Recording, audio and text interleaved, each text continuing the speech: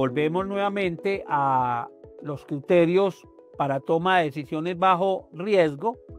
Aquí vamos a analizar un tema probabilístico de cálculo del valor presente neto de unos flujos de caja que tienen diferentes posibles estados de naturaleza o diferentes resultados, cada uno de ellos con una probabilidad, ¿cierto? Entonces aquí me están diciendo, por ejemplo, que el periodo cero tengo que hacer una inversión de 2.040.000 pesos o 2.000 millones. Esto puede tener, digamos, un factor de escala multiplicativo, ¿cierto? Entonces, pero en el periodo cero el flujo de caja es uno solo que tiene probabilidades diferentes, pero si ustedes observan es 2.040.000 en cualquiera de los tres escenarios, el optimista, el promedio y el pesimista. Eso es común porque la inversión que yo tengo que hacer ahora, pues en realidad se conoce con certeza cuánto es el monto de esa inversión. Lo que puede ser incierto son los flujos de caja a futuro. En este caso tendremos 6 periodos, 6 años, desde el año 1 hasta el año 6, y aquí sí vamos a tener escenarios optimista, pesimista y promedio o más probable. ¿Listo? Entonces, aquí me están diciendo a mí que en el año 1, el flujo de caja optimista, aquí hay un pequeño error también en los resultados. Este no puede ser el optimista, el más pequeño. El optimista debe ser el más grande. El pesimista debe ser el más pequeño. En el flujo de caja pesimista tengo un flujo de caja de 300.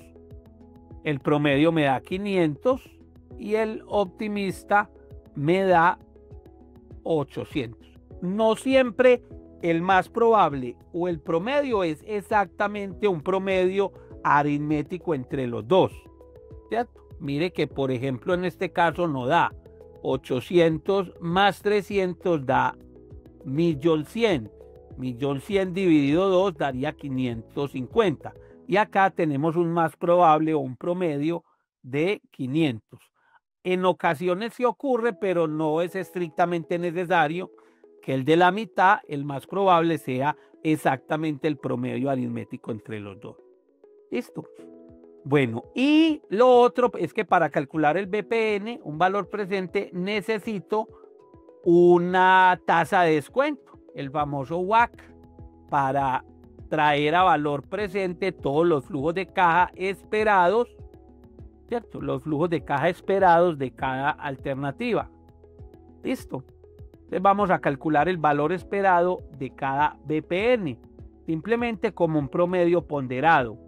Tengo que la probabilidad de que se presente el escenario pesimista es del 20%, la probabilidad de que se presente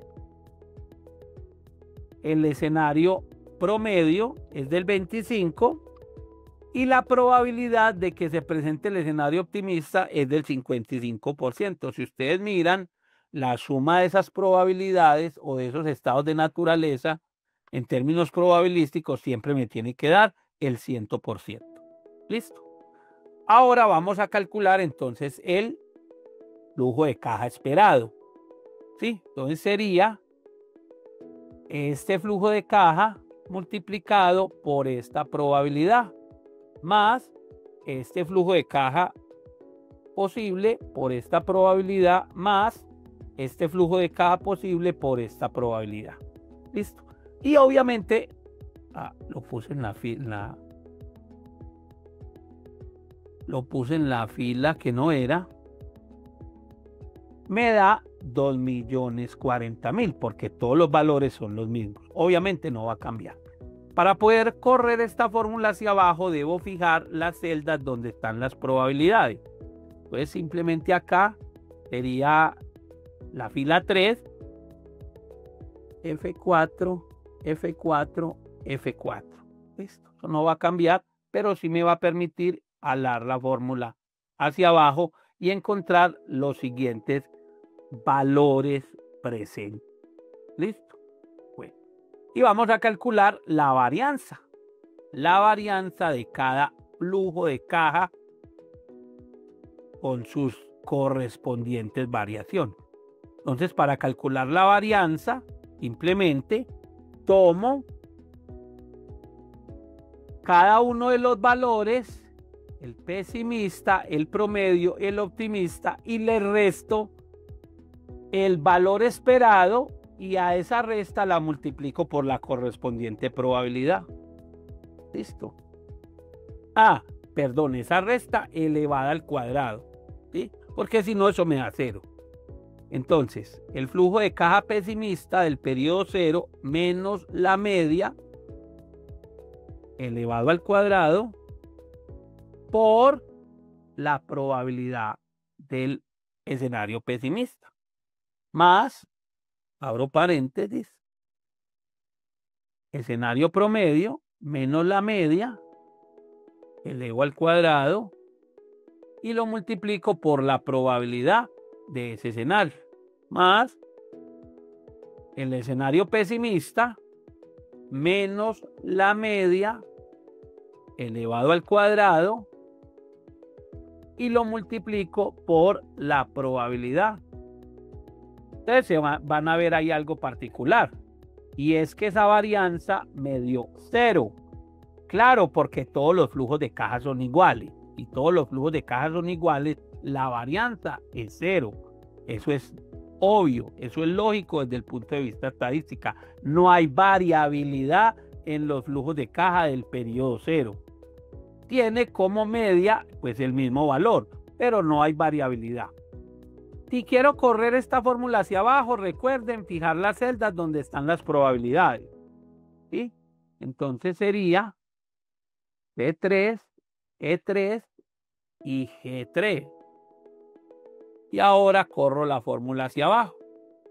Mire que ya en los demás flujos de caja sí hay variabilidad.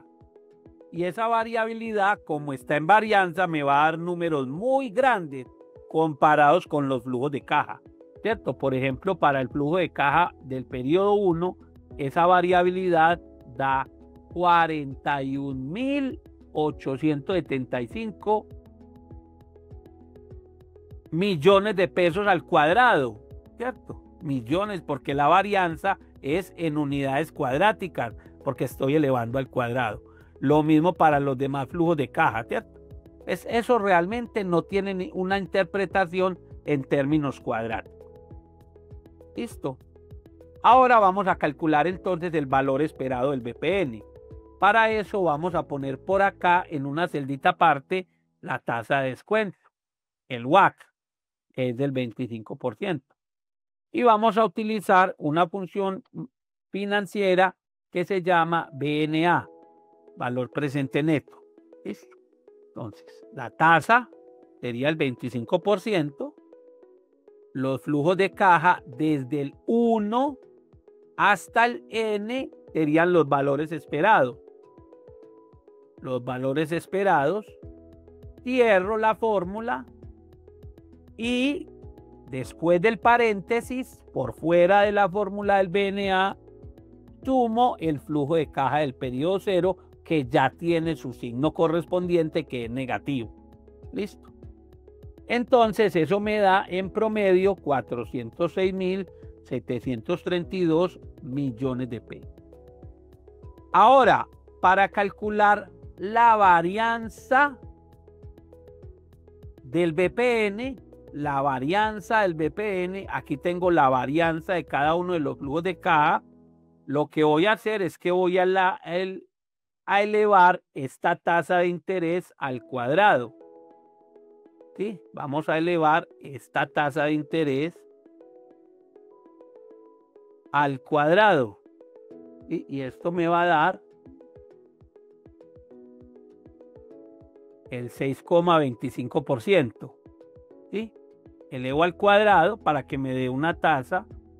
No, así no se eleva al cuadrado la tasa. Vamos a coger 1 más la tasa del 25, ¿sí? Porque si no me da más pequeña, no tiene lógica. La tasa del 25 la elevo al cuadrado y al resultado le resto 1. Ese 1 que sumé acá, te lo resto y ahora sí tiene lógica. Me da el 56,25%. Quiere decir que si esta tasa del 25 es una tasa anual, esta tasa del 56 es una tasa bianual, o sea, de 2 años. Es una tasa cada 2 años. Y ahí sí puedo calcular la varianza del BPN, ¿cierto? Entonces, vamos a aplicar la misma fórmula del BNA, pero con la tasa cuadrática, ¿sí? Y los valores serían desde el 1 hasta el 6, cierro y por fuera de la fórmula la varianza del periodo 0, que en este caso particularmente es 0. Listo. Y eso me da en unidades cuadráticas esa varianza. Entonces, para que me quede en la misma unidad de la variable original, es decir, en pesos, vamos a sacarle la raíz cuadrada a este número. Listo, ya me quedó esa variabilidad de los flujos de caja del BPN, me queda en pesos, ¿cierto? Entonces tendría un promedio, el valor esperado de 406.000 pesos y una desviación estándar de 207.900 pesos. Vamos a estandarizar ese BPN. Vamos a suponer que ese BPN es una distribución normal o sigue una distribución normal. De acuerdo con la teoría estadística, ¿cierto? Con la teoría, digamos, o las leyes de los grandes números, y en este caso, suponiendo que todos los flujos de caja siguen una distribución normal, el valor esperado, como es una suma de variables aleatorias, en consecuencia también sigue una distribución normal. Entonces, para calcular este Z, que sería 0 menos la media, 0 menos la media, dividido la desviación estándar, ¿cierto? Eso me va a dar un número que va a estar en la tabla, que voy a buscar en la tabla de la distribución normal, ¿cierto? Entonces eso me da 1.90 menos 1.95. ¿Sí? Entonces la probabilidad de que el BPN sea mayor que 0 lo encontraría en las tablas de la distribución normal. Excel tiene las tablas de la distribución normal por acá en una función que se llama distribución normal estándar. Por acá, vámonos en todas o en las estadísticas. Por acá vamos a encontrar una función que se llama distribución normal estándar. ¿Sí? Distribución normal estándar y me pide el Z. El Z sería este valor que encontramos y vamos a calcular las probabilidades acumuladas hasta ahí. Sí. Entonces digámosle 1, ¿cierto? 1 para que me acumule las probabilidades. En este caso, esa probabilidad de que el BPN sea mayor que 0 sería 1 menos el acumulado. Entonces vamos a ponerle un 1 antes de aquí, antes de este. 1 menos el acumulado hasta ese Z de menos 1.96. Porque vamos a hallar es la probabilidad de que el BPN sea mayor, no menor que 0. ¿Cierto? Este Z, esta probabilidad que nosotros hallamos, si no ponemos el 1 menos, sería la probabilidad de que el BPN sea negativo, que sería una probabilidad muy bajita. Quitémosle el 1 y miremos, ¿cierto? Este punto 25 sería la probabilidad de que el BPN sea menor que 0. ¿Sí? Menor que 0. Entonces la probabilidad de que sea mayor que 0 es 1 menos la probabilidad de que sea menor. Ah, pero esperen que lo tengo que pegar como valor. Porque si no, pues me estaría cambiando. vamos a pegarlo como valor y este vamos a dejarlo como 1 menos. Y aquí tengo las dos probabilidades, la de que el BPN sea menor y la probabilidad de que el BPN sea mayor que 0. ¿Cierto? De todos mis posibles BPNs, y yo hago una simulación de 1000 posibles BPNs que tengan estos resultados, que tengan estos flujos de caja, de 1000 BPNs, el 2,52% de ellos me darían un BPN negativo y el 97,48% me darían un BPN positivo. Finalmente vamos a tomar una decisión, que es para lo que normalmente nos contratan a nosotros los analistas de riesgo, los analistas financieros, ¿cierto? Vamos a decir que si un inversionista acepta los proyectos cuando esa probabilidad de que el BPN sea mayor que 0 supere el 90%, ¿qué debemos escoger? ¿Qué debemos decidir?